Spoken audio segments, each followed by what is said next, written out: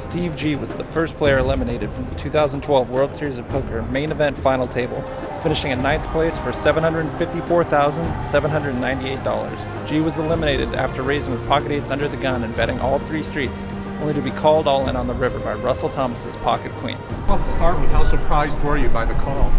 I wasn't really surprised. I knew that he had a marginal hand, and I put him in a tough spot because I had a pretty tight table image going to the final table. So there's a 4 to a straight there. I had a big stack, so if he called, he was going to get crippled. So I knew it was a tough call for him. I didn't think he had pocket queens open. If I knew he had pocket queens, I'd have checked. What's the experience been overall been like for you at the main event? How have you enjoyed it?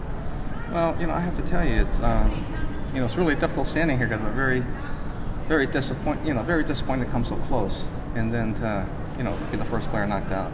But I had told myself earlier that I wasn't going to play scared. I was going to take my shots. I wasn't trying to move up the spot. I was trying to win the tournament, obviously.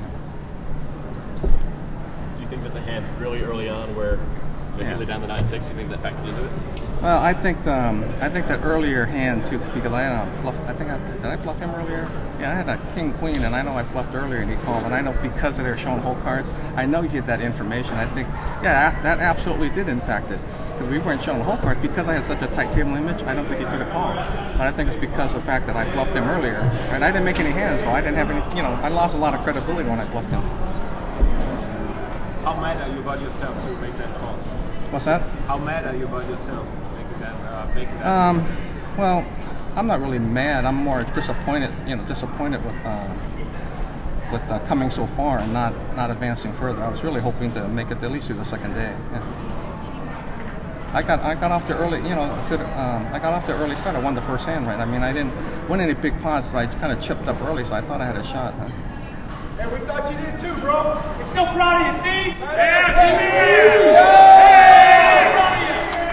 How has the experience been overall? I mean, this is disappointing now, but I mean, leading up to it, still just the whole main event experience. What are your thoughts on it? Well, I think at some point when you look back, it's been an incredible journey. It's been to make the final table, the main event is I know it's a great accomplishment, but it's just that it's hard to overcome the huge disappointment.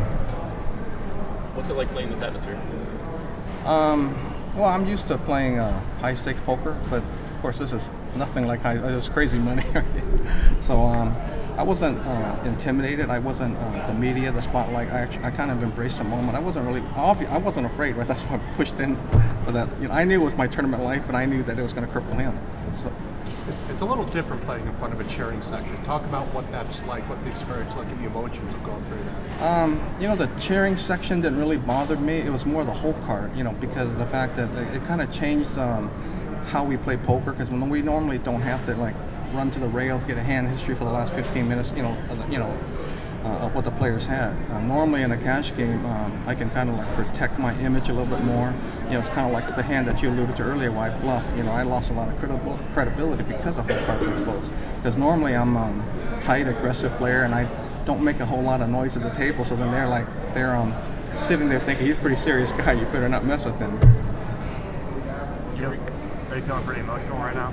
What's that? Are you feeling pretty emotional right now? Oh yeah, absolutely, because it's such a big moment. It's such a big moment. I really wanted to take the title down, and I had a decent, I had 53 big blinds. I mean, to get knocked out on the second level is unbelievable.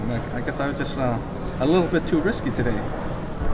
You've got more experience than pretty much those guys' ages combined. Yeah. What advice would you give them for the rest of the tournament? Well, I didn't really think age had anything to do with it, and as far as experience, they probably have more experience than I did, only because I had a big gap in my, in my poker career where I didn't play poker. And a lot of the young guys are playing online, and the online, the multi-tabling. I mean, 1 year of online play might be 10 years of live play. I didn't really feel like I had an edge in terms of experience. Who has the best chances to win it now? Well, I think the best is probably Jesse. Just by virtue of having a big stack that allow you to withstand variance. I mean, if I had a little bit bigger stack, I'd still be playing right now. And that's the advantage of coming into the final table with a big stack. Who's the strongest player remaining in the field? What's that? The strongest player that's remaining in the field. I don't know. It's hard to say. Yeah. I don't know. What's next, Steve? What's that? Where? What's next? I'll probably take a little bit of time to kind of gather myself because it's such a huge disappointing moment for me. But I know that on my tournament schedule, I have the World Poker Tour at the Bellagio coming up in late November, early December. Then after that, I had already made a commitment to go down to play the Aussie Millions in Australia. And I think I told the media earlier that I bought a house, so I guess I'll give me some time to furnish the house. So I bought a house in Las Vegas. I'll be moving in right after Thanksgiving.